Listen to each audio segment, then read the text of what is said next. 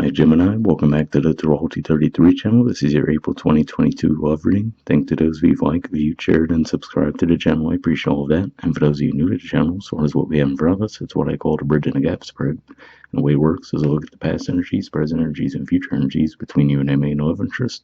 Once we get through all that, we'll actually pull some oracle cards for some additional insight. That's where bridge and the gap dynamic comes into play. And as far as the decks being used, on the left side we have the Lover's Path Tarot. On the right side, we have the Tarot Sexual Magic. And also keep in mind it's a general reading, so I'm referring to the cards on the left as your energy and the cards on the right is the other person's. If you feel like it's the other way around in your situation, then definitely trust that. Alright, so with all that out of the way, we'll get started. Past energy on your side, we have the Strength card. So this is actually the Major Arcana card for Leo. And for you guys, that's your third house communication. So it could just be saying that you might have felt confident coming forward toward this person. Might have felt a lot of attraction toward them as well, given that we see all the fire energy there. For some of you, this could even just be pointing to back when we had the full moon in Leo. That might have been when the communication might have opened up between the two of you.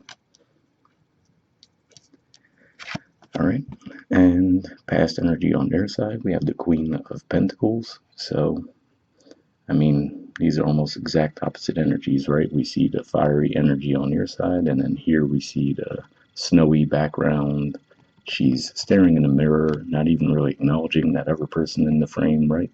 So it could just be saying that you might have felt like this person was pretty cold and possibly even a bit self-absorbed as well when you approach this person. All right, present position on your side, we have the Six of Swords. So this is actually Aquarius energy here. And it could just be saying, especially given that there's been a lot of energy going on in Aquarius, that maybe you guys are trying to see things from a higher perspective around the situation now, right? Maybe moving on to calmer waters, possibly even just looking at things from a more realistic viewpoint as far as you're like, okay, clearly you had a lot of confidence and passion toward the connection. This person seems like they can't be bothered, right? So you could be going through a bit of a healing process around that.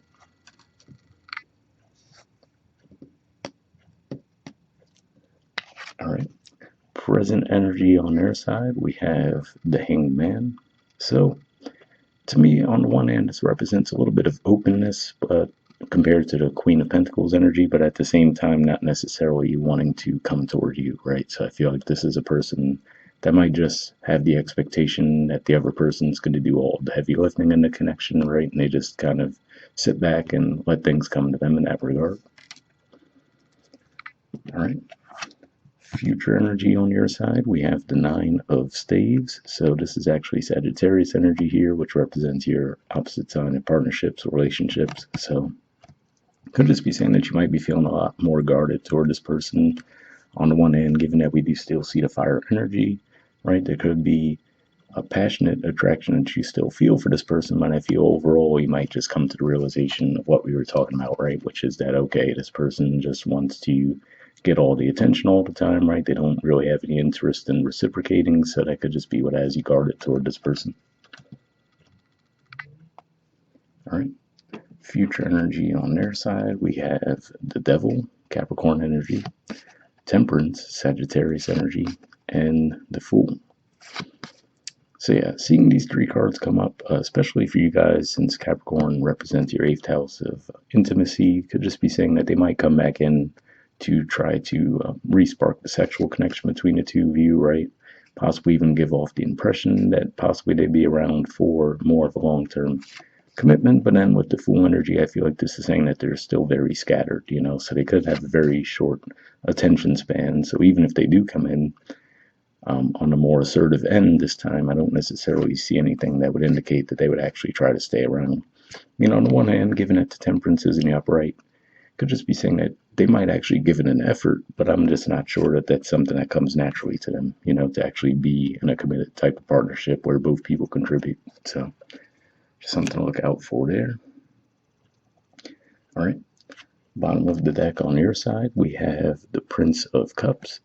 So this is the equivalent of the Knight of Cups, which is Pisces energy. So yeah, it could just be saying that you guys did want to come forward toward this person. In fact, for the majority of you, given the energies that we've seen here, I would say if there was any interest expressed between the two sides, for the majority of you, this was probably you who came forward with that expression of emotion. But that's what I see with that. And Bottom of the deck on their side, we have the King of Wands. So this is Leo energy here, and it could just be saying that that's how they are, right? So if we were to look at the Leo side of energy from the more toxic side, right, it could just be one of those things where they always expect to be admired and almost worshipped, right? So it could just be one of those things where, like, okay, this person just might expect tons of attention coming their way and not really be able to reciprocate that much. So that's what I see with that. And on the one hand, it could just be saying that maybe in a way the feelings are genuine on their part, but they just don't, they're not really accustomed to the equal give and take in a connection. All right, moving on to the oracle cards. First, let's see what we get from Uncle Moonlight deck here. I did pre-shuffle this deck, and what I'm going to be looking for here is unspoken messages from you to them and then from them to you. And initially, I'll be looking for jumpers, but if I shuffle for a while and I have any cards coming up, I'll actually just put the deck down and pull a card, but we'll see what we get.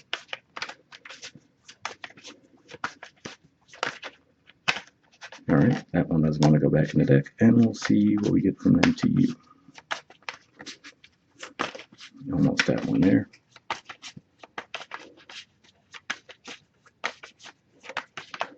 All right, and this one doesn't want to go back in the deck, so let's start with your side first.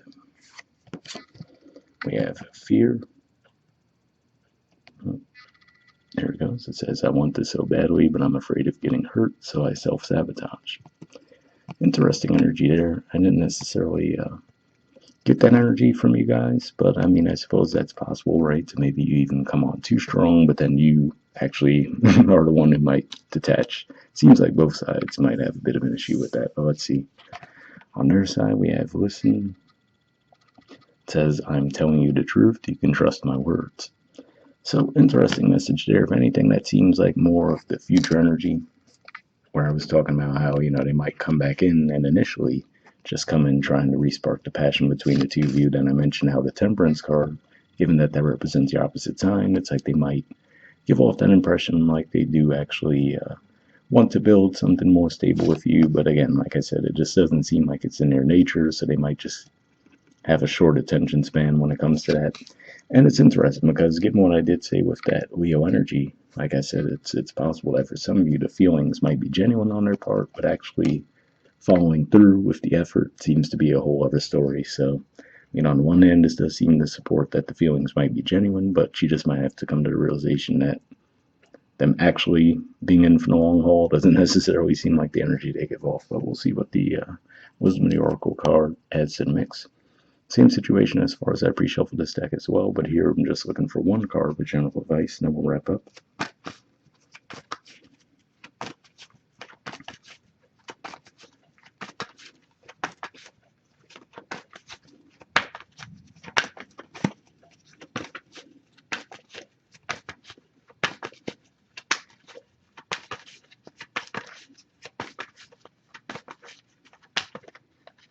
All right, and this one doesn't want to go back in the deck, so let's see what we got.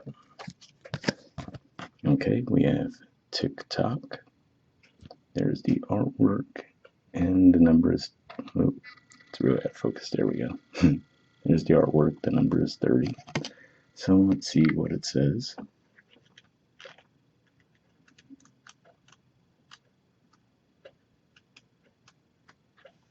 Okay, it says timelessness, divine timing, immeasurable time. The Oracle's message: when humans created time, everything changed and contracted. People have come to look at life in a linear way, imagining that the past is behind them and the future ahead of them. But what if that isn't true at all? What if everything, creativity, beauty, chaos, and order, were happening now in a glorious timelessness? You have all the time in the world to go create the life you desire, so release your agenda. Let go of your need to shape each moment to your expectations, knowing that what is yours will never be withheld from you. Miracles are here right now and always show up when you need them, right on time.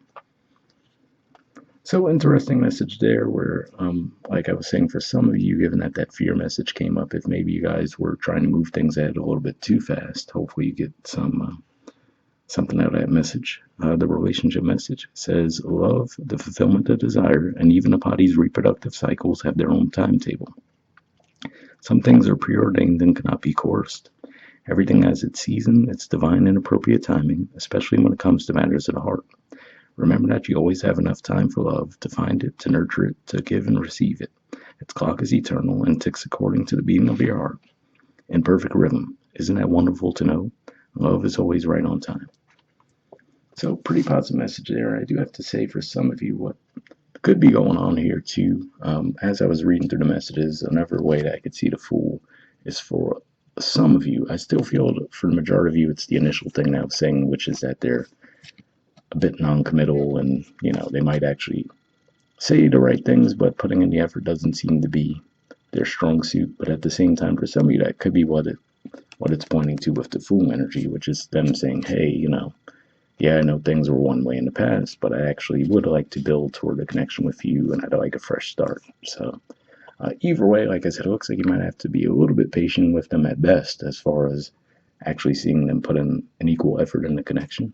But hopefully that resonated for you guys. We'll wrap up there, and I'll see you all next month. All right, bye.